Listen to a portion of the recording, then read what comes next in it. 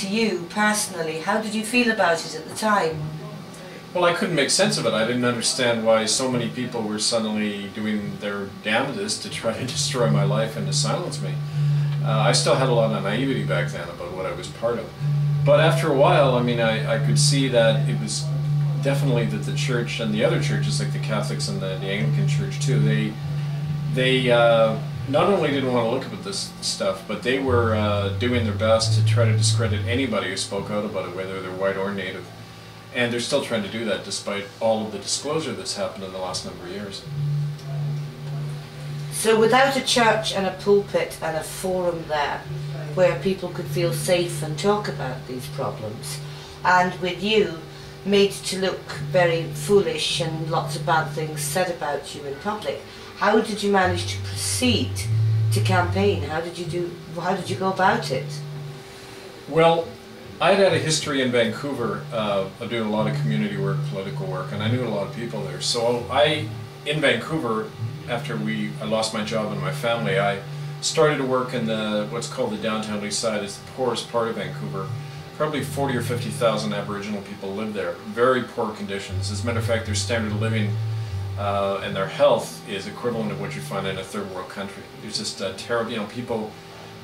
I often do funerals of men in their 30s or 40s who die of diabetes or alcohol poisoning or drug overdose. I mean, it's a really common thing.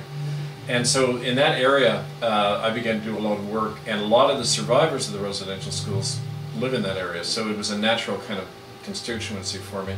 And over the years, I formed a number of different groups that were just documenting this stuff. We held the first tribunal into these crimes as far back as 1998.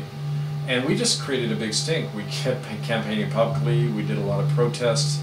We kept that, that whole voice alive, and eventually we got to the point where the government couldn't ignore us anymore. And 3 years ago, the Prime Minister was forced to issue kind of a lame apology for the residential schools because of a lot of the work we've done over that 10 years. So take us back a step there to the formation of this tribunal. Who got involved to help? What made up that tribunal? Well, at first it was myself and a couple of Native people. One woman, Harriet Nahani, she's a West Coast, she died 3 years ago. But she was the first witness to a killing at a residential school to come forward and talk publicly. And she and I formed a group in Vancouver that organized the tribunal. We invited this United Nations group to send observers to it. And we just did a lot of campaigning. We started to do things like church occupations, where on the Sunday we'd walk in with a banner and just stand quietly at the front of the church. And that created a lot of hassle.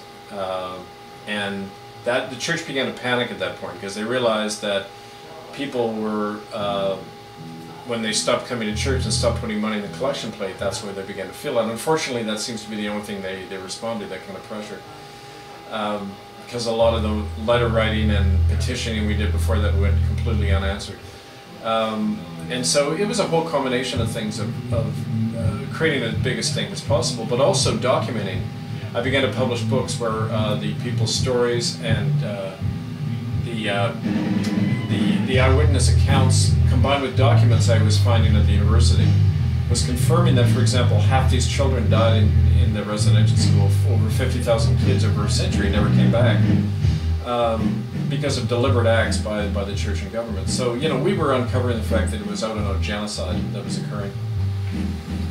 How did they go about this process of taking the children to schools? Well, as far back as 1920, there was a law in Canada that every Native child older than 7 had to be in one of these Indian boarding schools. And if they didn't, their parents would go to jail. So thousands of them were just collected by the Royal Canadian Mounted Police and brought into these places. I don't even like to call them schools. The kids weren't fed regularly. It was a slave labor camp, rampant disease. It was just a terrible place to be. And if they ran away, the Mounties would go after and bring them back. Kids were flogged. They were put in solitary confinement. They're just like terrible. And also they would gather up children as young as 2 or 3 or 4, because the Mounties would clear out entire Indian villages and bring in all the children. And you can imagine the effect over time if a kid's taken away at age 3 and they don't see their parents again for 15 years. you know, it's what's responsible for so many of the problems now in the Indian world, in Canada and in America as well.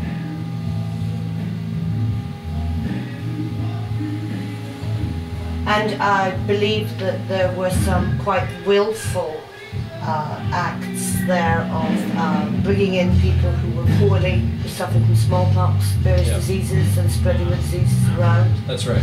And the children were tortured in these places. And that some of the women, there were sterilizations going on. Can you tell us about that? Yeah, well, I found records showing that as far back as 1907, the government knew about these things. There was a guy called Dr. Peter Bryce. He was the Indian inspector, medical officer for the government.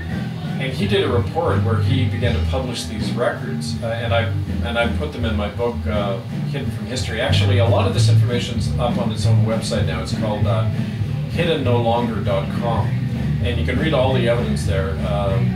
And this Dr. Peter Bryce, you know, his records show that the church employees were bringing in healthy native kids and housing them with children dying of tuberculosis and smallpox, and then never treating them. So the death rate was rampant. It was deliberate germ warfare, and that's how they depopulated whole areas of Western Canada, you know, to get the lands and the resources. They were using these residential schools as extermination centers, if you like.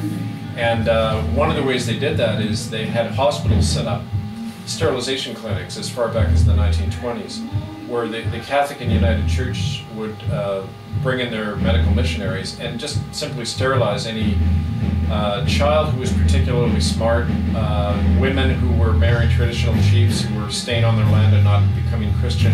All of them were targeted for sterilization, and you know, we figure tens of thousands of people suffered from that. There was even a lawsuit in Alberta in 1998 of women who had been sterilized under these laws that were brought in by the local governments in Canada. So, I mean, this was a deliberate plan to wipe out Native people.